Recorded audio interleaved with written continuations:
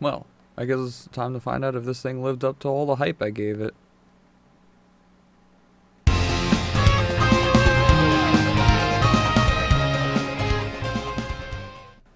So this monitor I've actually had for a little bit over a month now, and I've honestly really been enjoying it.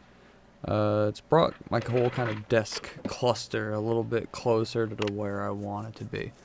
The size itself didn't really end up being as big of a factor as I thought it was going to. As you can see, I have it next to my old 1080 display that was my main one now, instead of that little side monitor I had in the last video. But it stacks up very well. For how small my desk is, it works out very well. If I had a bigger desk, I feel like it would be a little bit of a problem. For casual browsing and shit like that, it's pretty good. For a daily driver, this is my main display on my setup. It's been working out really well. So far, no complaints. Editing is real easy.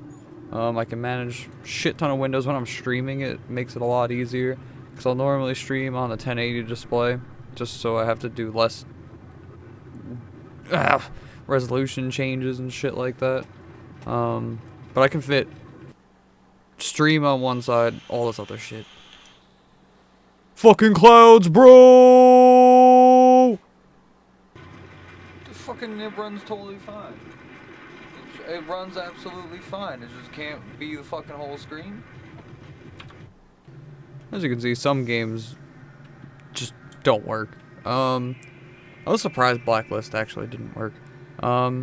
Games like BioShock Infinite, they'll look fucking fantastic on it. Pretty much any of those games where you can get easily immersed in, really benefit from this monitor.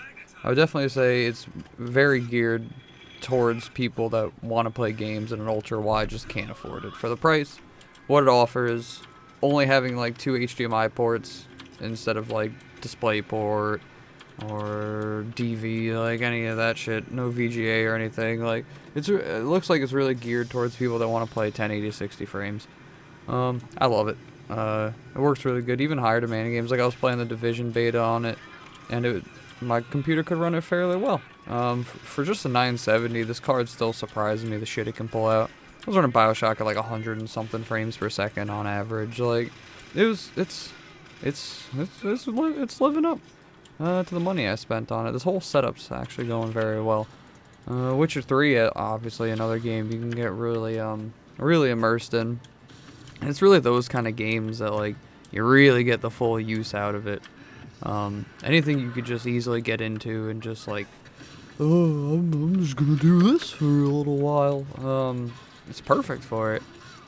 My only gripes with it, I do have a slight flicker issue, it would seem. I couldn't get it on video, but yeah, it has this weird flicker that I'll do every once in a while. But other than that, one thing I did forget in the last video is this little diddle button right here. So you go up there, you start diddling your way, and then you can diddle your way through the menus. You can choose your input, whichever one you currently have on. You can go through and adjust your brightnesses and everything. It's a cute little diddle knob on the bottom. I'm surprised that didn't make it through in the other one. A diddle knob aside, would I recommend this monitor? If you're looking for someone, if you're looking for someone, if you're someone that's looking to get into ultra-wide monitors and just don't have a lot of money to throw around, absolutely. It's not too much harder to drive than a regular 1080 monitor. If you get in good frame rates on a 1080, this won't really mess it up at all.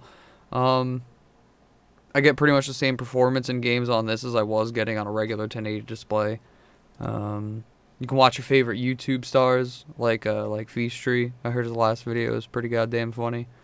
All in all, it's just, I like it. Definitely recommend it. Thanks everyone for watching the original review.